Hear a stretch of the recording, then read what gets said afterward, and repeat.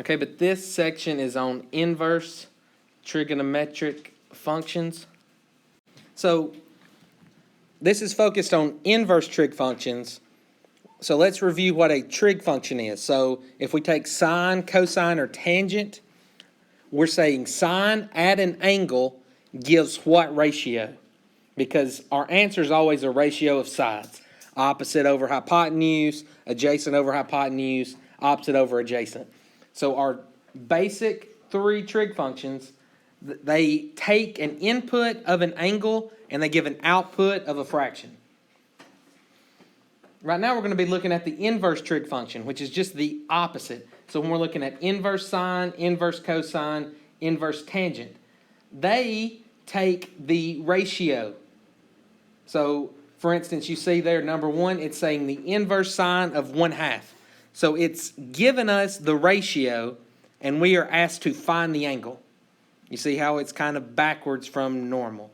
Normally we're given the angle for sine, asked to find the ratio. Here we are given the ratio for the inverse sine, and we're asked to find the angle. So it says we are answering the question, what angle gives the ratio of x based on a specific trig functions? We get our answers by using the unit circle. Or again, special right triangles is the way that I teach it. The inverse sine function, y equals inverse sine of x, or y equals arc sine of x, is the inverse of sine of x. Y equals inverse sine of x. So this is kind of the new way that you see it written most of the time, but you will occasionally still see it written this way. But they mean the exact same thing. I don't know why they've changed in the last few years, but it used to always be arc sine, and now they've started writing it as inverse sine. Okay, so let me get back. Sorry, I got us distracted. We are on the second line. Now, one thing that's different with inverse sine compared to regular sine. Inverse sine is restricted to angles on the interval from negative pi over 2 to pi over 2. Or we could say it's only given in quadrants 1 and 4. So the reason we do that is because if you didn't, you would have two different angles as possible answers. So let's pretend like this was not a restriction, that we didn't have to know it was in quadrants 1 and 4. If I ask you, if we did number 1, inverse sine of 1/2. So I know my ratio is positive, so in what two quadrants do I get a positive sine ratio?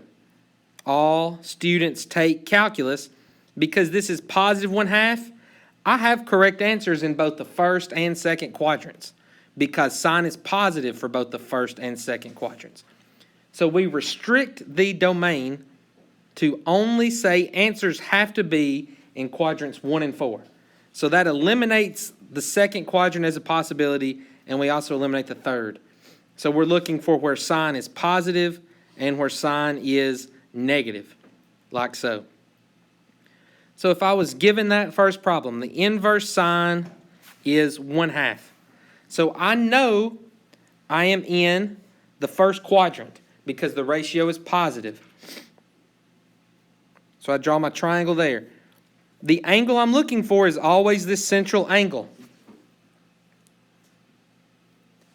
From that angle, I should get 1/2 as my ratio. So this is the opposite side, 2 is the hypotenuse, because we're dealing with sine. Sine is opposite over hypotenuse. So opposite is 1, the hypotenuse is 2. So now I should be able to recognize what that angle is. It's a 30-degree angle because of my special right triangles. So I know that that alpha is 30 degrees. And then we'll go ahead and convert that to radians. 30 degrees in radians is pi over 6. If you didn't know that, you could again do your conversions, right, by multiplying by pi over 180 to go from degrees to radians. So depending on which one they want, they'll either specify degrees or radians. Those are my two possible answers. Any questions there? 2, the inverse sine at negative radical 3 over 2. So because it's negative, I know I'm not in the first quadrant, so the only other quadrant that sine is defined for is the fourth quadrant. Because in the fourth quadrant, my sine gives negative values. So I'm going to draw my triangle in the fourth quadrant. I'm looking for this central angle alpha. Sine, again, is the opposite over the hypotenuse. So I know my opposite side is radical 3. I know my hypotenuse is 2.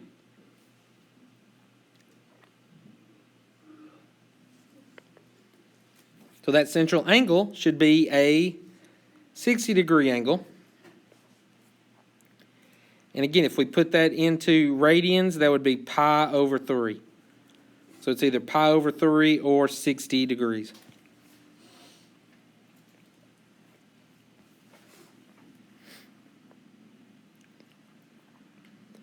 Okay, the next one, inverse sine of negative radical 2 over 2.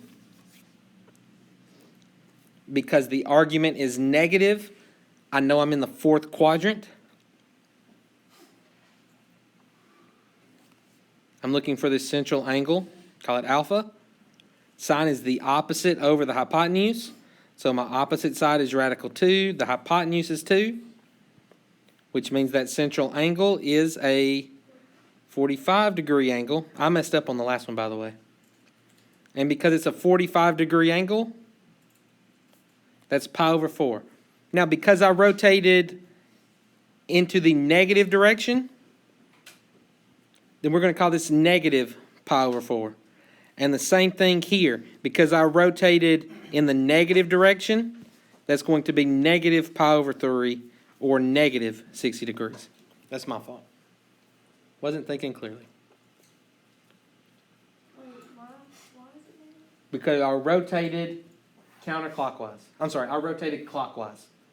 Opposite of the normal rotation. So if I go to the fourth quadrant, that's a negative rotation. We could think about what it is if we rotate it all the way around, but that's just really complicated. That's not worth it. We'll just call it negative, that angle. So if it's negative, we do it in the fourth quadrant, that's positive, we do it. For sine, Okay. it's all about which way I rotated. So because I rotated clockwise, I can just talk about that as being a negative angle. When we get to cosine in just a second, it's different. So don't think because the argument is negative, the angle's negative. That's not a good way to think about it because it'll mess you up with cosine. Okay? And then the last one. Arc sine is 0. So that means what? Well, this is obviously not a ratio of sides. So it's one of my special rotations. I've rotated to an axis to get 0. So I'm thinking back to my rules. I know sine of an angle is equal to the y value. So because I'm only defined for quadrants 1 and 4, I'm thinking about my unit circle here. Okay, so where is the y value 0 on the unit circle? It would be that point right there.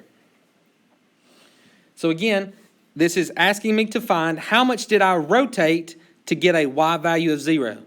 Well, if the point is here, I didn't rotate anywhere. So arc sine of 0 is 0. Because there was no rotation. So when you are not given those ratios, when it's a whole number, those are your special cases where you have to think back to sine being y, cosine being x. And then where does that rotate to?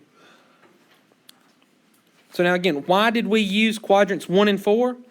Well, because remember, in the first quadrant, sine is positive. In the fourth quadrant, sine was negative. So that gave me every possible outcome. It showed me where I could get positive values and negative values. So inverse cosine or arc cosine is restricted to the interval 0 to pi or quadrants 1 and 2. because in quadrants 1 and 2, that's where cosine is positive and cosine is negative. And they're beside each other, so it makes it easy to think about the rotation. Not for inverse, no.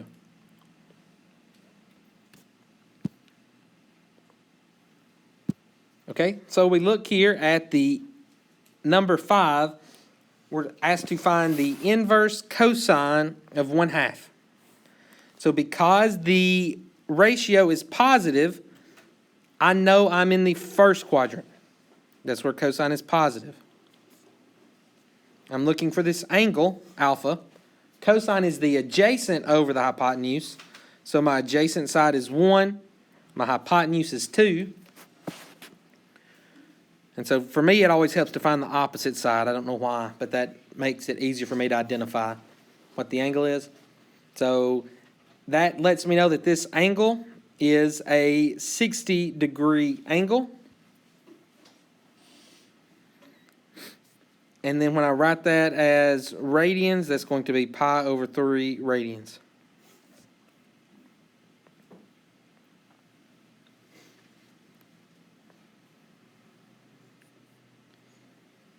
Okay, here with 6, I'm looking for the inverse cosine of negative radical 3 over 2. So because my ratio is negative, I'm not in the first quadrant, so I have to remember inverse cosine is defined for the first and second quadrants. So now my triangle is going to be drawn here in the second quadrant. That's my central angle alpha. Cosine is the adjacent over the hypotenuse, which means my opposite side is 1. So this one's a little bit trickier to think about. So that means my central angle has to be a 30-degree angle. But now how much did I rotate to get there? I would have had to have rotated 150 degrees to get that central angle of a 30-degree measure. So we could say alpha is 150 degrees, or in radians, that is 5 pi over 6 radians. Why would we put 30 in for Because it's how much did I rotate from here. That's always my answer. The central angle is a 30-degree angle, but I have rotated from my starting position 150 degrees to get that 30-degree angle there.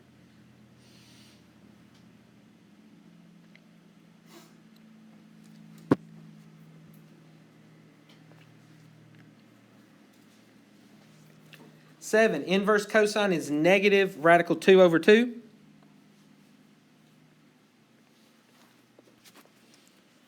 So again, because the ratio is negative, that's going to put me in the second quadrant. I'm looking for this central angle alpha. I know cosine is the adjacent over the hypotenuse, which means my central angle is a 45-degree angle.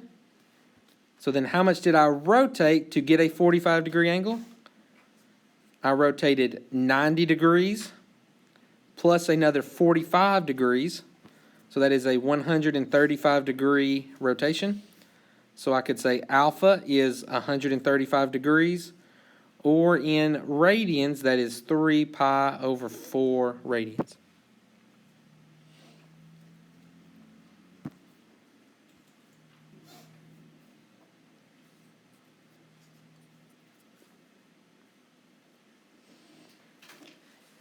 Okay, now 8, arc cosine of negative 1. So again, it is not a ratio.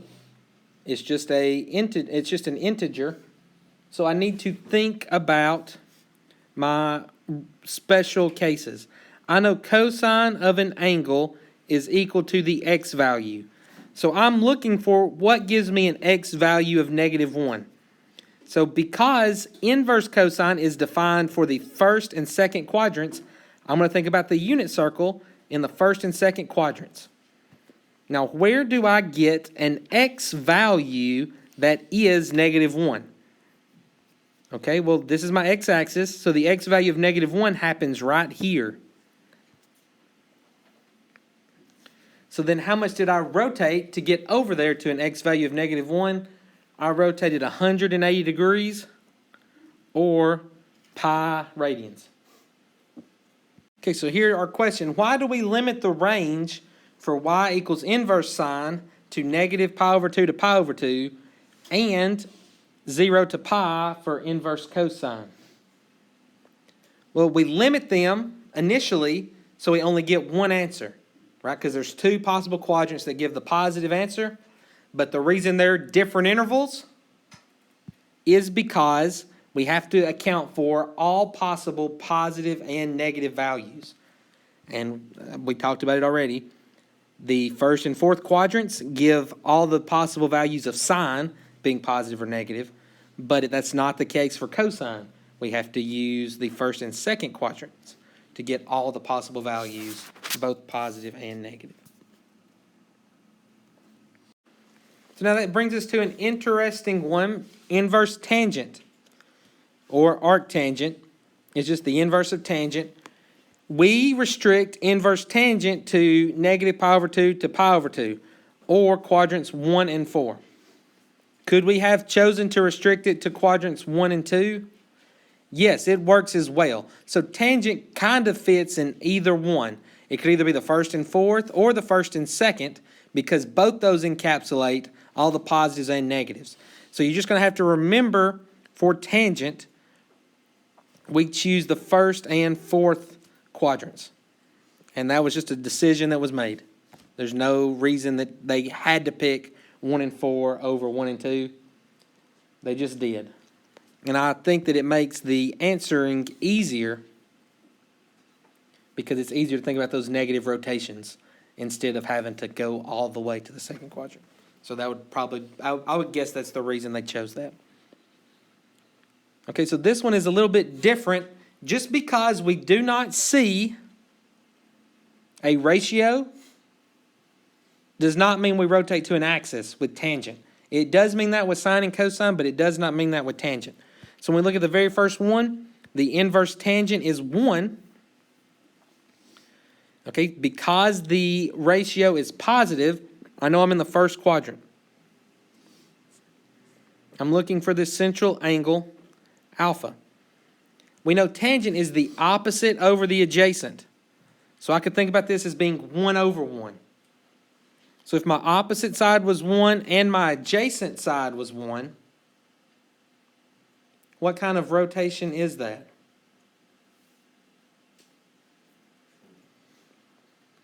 If you remember when I first drew the two special right triangles, 45, 45, 90 has two different ways it can be drawn. It could be drawn as the one that I use the most, radical 2, and 2. Or we could divide all those sides by 2. By radical 2. So that would be 1, 1, and radical 2. Just know this. If both the opposite and adjacent sides are the same number, then it's an isosceles triangle. And we know it's an isosceles right triangle, so the angles have to have the same measure.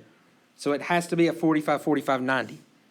So even though that's not the one version that we use the most, it is still a valid version of a 45, 45, 90. So I know my central angle there is a 45-degree rotation.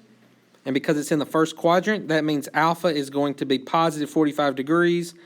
Or if I write that as a radian measure, that would be pi over 4 radians.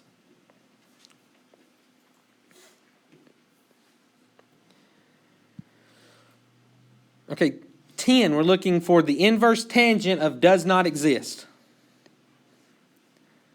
Wonderful. So what would give me a value of does not exist? What would break our number if we divided by 0? When we divide by 0, we get a number that does not exist. So we can think about this as being some value 1 over 0. I had to divide by 0 to get a does not exist. Now I also know tangent is just the y value over the x value. Remember, sine is y, cosine is x, tangent is y over x. So I'm thinking, because I'm defined for the first and fourth quadrants, I'm thinking of my unit circle. Where on here would I get an x value of 0 and a y value of 1? So right here's x value of 0, right here's y value of 1. So that would rotate me to the positive y-axis. So now how much did I have to rotate from my starting position to get there? I rotated 90 degrees, or pi over 2 radians.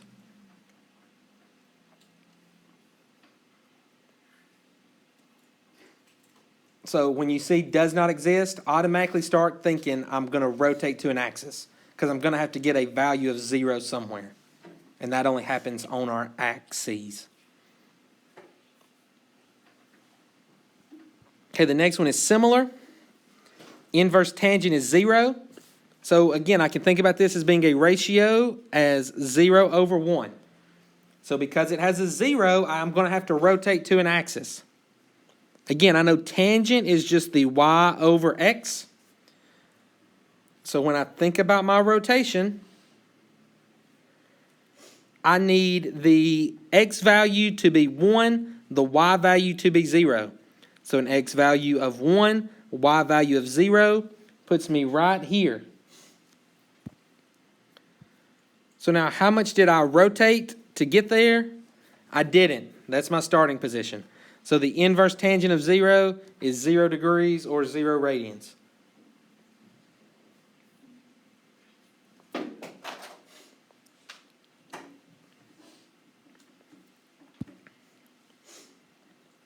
Okay, then the last one asks me to find the arc tangent of negative radical 3.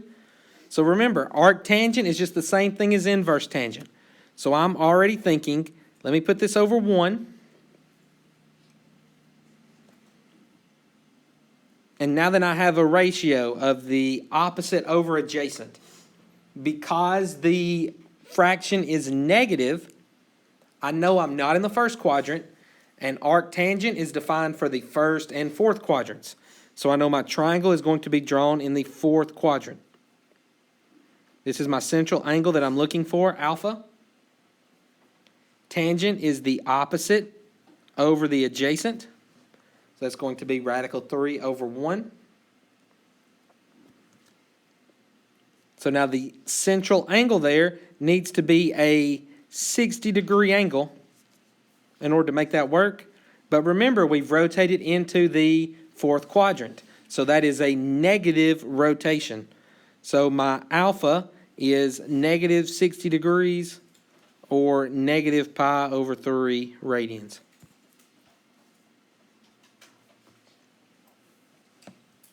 Okay, so we've focused so far on our main 3 trig functions, which are sine, cosine, and tangent. Now we're going to look at their reciprocals. So we're going to look at inverse cosecant, inverse secant, and inverse cotangent. So right here, because we know cosecant is just the reciprocal of sine, if I was asked to find inverse cosecant of 2, I could just find inverse sine of the reciprocal, which is 1/2. If I was asked to find inverse secant as 2, I could just find inverse cosine of 1/2 because it's the reciprocal. You see where we're getting these values? We're just thinking about putting this over 1 and then flipping it over 1 and flipping it over 1 and flipping it. And I typically think about it these ways as well because I like to work in the big 3, inverse sine, cosine, and tangent. And so if inverse sine is defined for the first and fourth quadrants, inverse cosecant is also only defined for the first and fourth quadrants. Inverse secant is in the first and second quadrants, just like inverse cosine is in the first and second quadrants. And then this is the one that drives me crazy. Again, I wish I had a reason why. Inverse cotangent is defined for the first and second quadrants, even though inverse tangent is defined for the first and fourth quadrants. I really wish I knew why. I really do, because that does not, I don't get it. But hey, we're going to be all right. Okay, so if I look at 13, we're going to start right off the bat with it. Inverse cotangent of 1.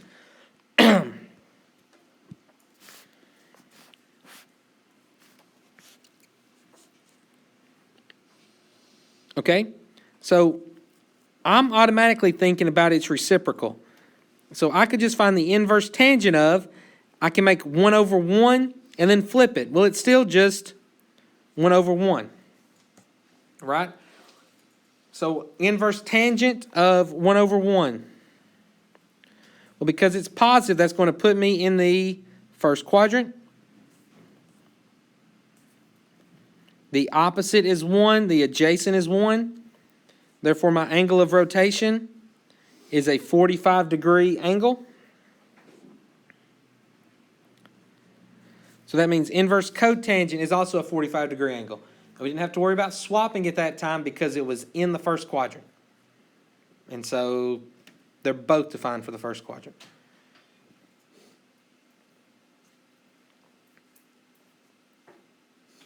The inverse cosecant of does not exist. So I know if this does not exist, it's a value of 1 over 0. So I'm going to think about finding the inverse sine of 0 over 1.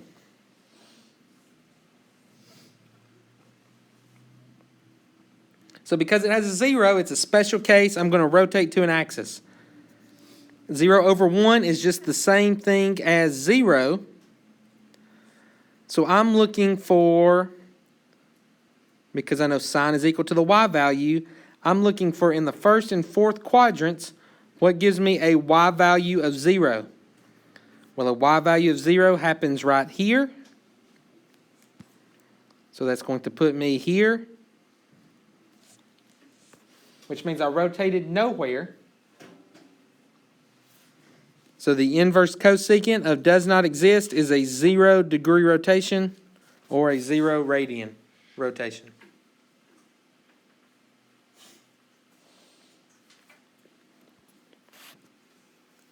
Next one, inverse secant of -1. So I'm going to think about its reciprocal, which would be inverse cosine, and then -1 is the same thing as -1 over 1. So if I flip that, it's still -1 over 1. So in other words, I'm looking for where inverse cosine is -1. I know cosine is equal to the x values. And I also know cosine is defined, or inverse cosine is defined for the first and second quadrants.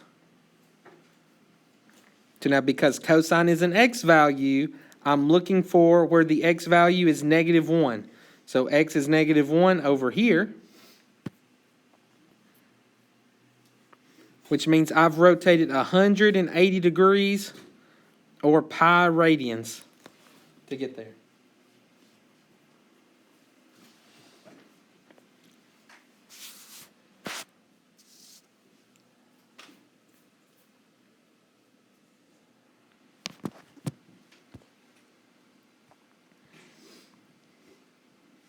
Okay, 16.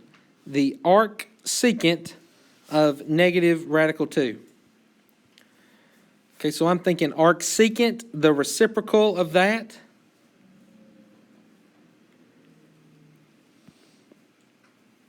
is inverse cosine. And then negative radical 2, I'm going to make that -1 over radical 2. Just flipping that argument. So now, inverse cosine is defined for the first and second quadrants. Because the argument is negative, that means my triangle is going to be drawn in the second quadrant.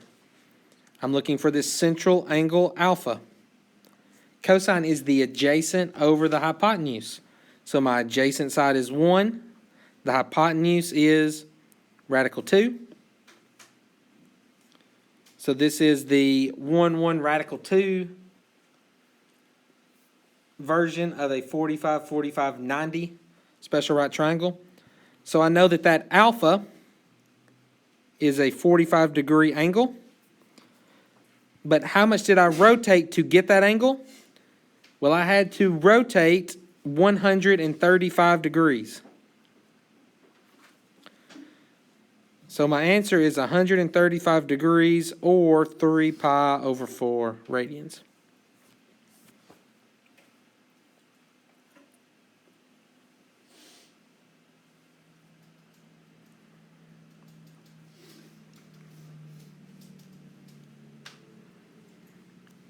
Next one, arc cotangent of does not exist. So I'm looking for does not exist. I know that is the same thing as 1 over 0.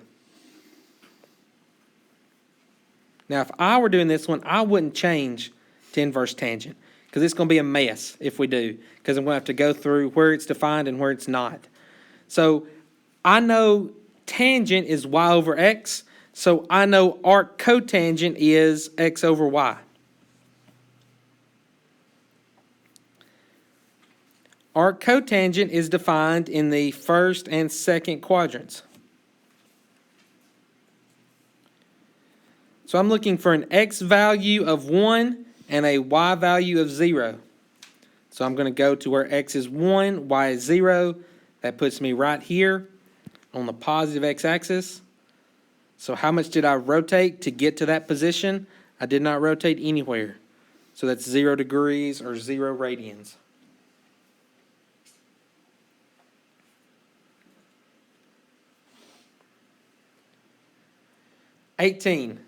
Arc cosecant of 2 radical 3 over 3.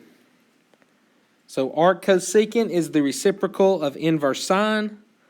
So I'm going to be thinking about the inverse sine of the reciprocal, which is 3 over 2 radical 3.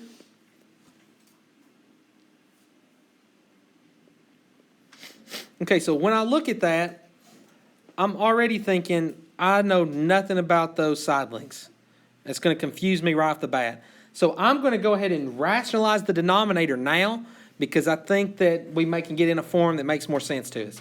So you guys can probably put 3 over 2 radical 3 in your calculator, and it will probably, I think it'll rationalize for you.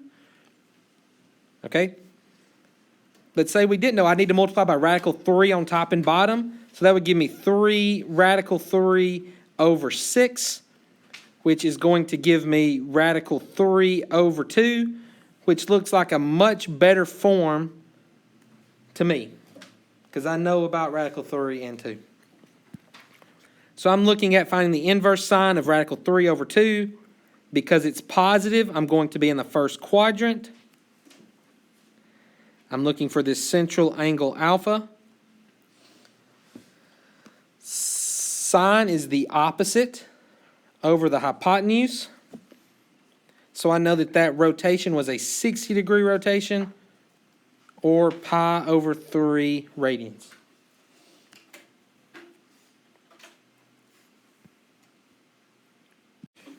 Okay, but what if we were asked to find inverse cotangent, inverse cosecant, and inverse secant of ugly numbers that were not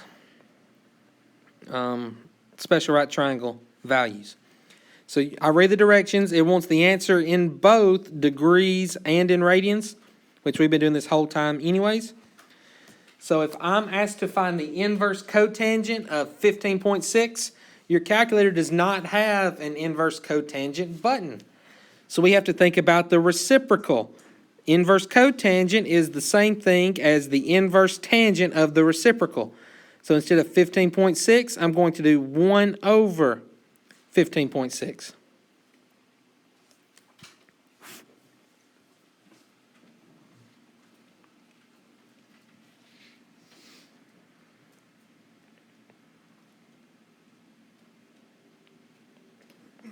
When you plug that in, I guess I need to plug it in.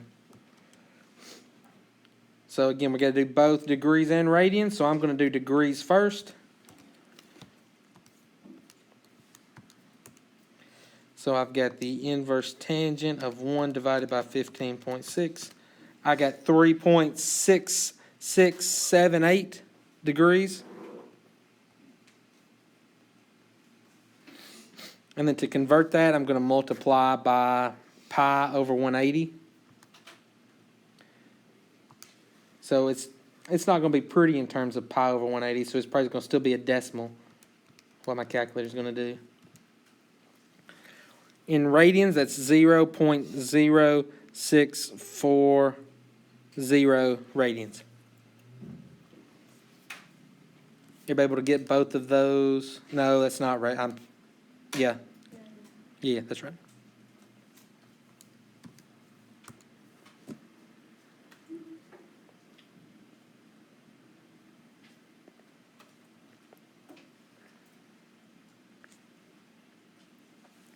Okay, if I'm asked to find the inverse cosecant of 6.8212, I know cosecant is the reciprocal of sine, so I'm going to find the inverse sine of 1 over 6.8212.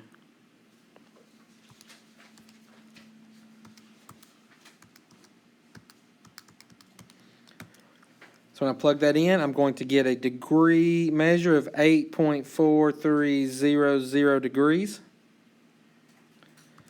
Now if I convert that to radians,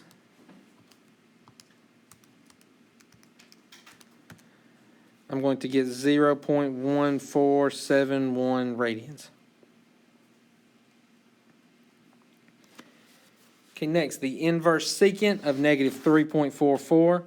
I know secant is the reciprocal of cosine, so I'm going to be finding the inverse cosine of negative 1 over 3.44. So I'm going inverse cosine, negative 1 divided by 3.44. That's just like mess on my... Okay, when I do that, that's going to give me 106.8997 degrees. And then if I convert that to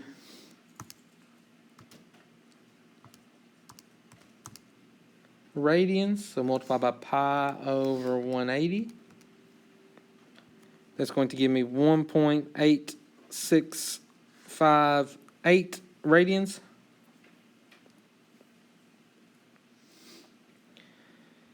And then 22 is the arc tangent of negative 2 radical 7. So I'm going inverse tangent of negative 2 radical 7.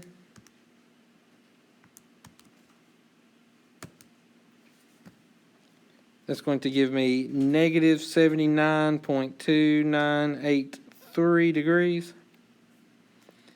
Then if I convert that to radians, that's going to give me negative 1.3840 radians.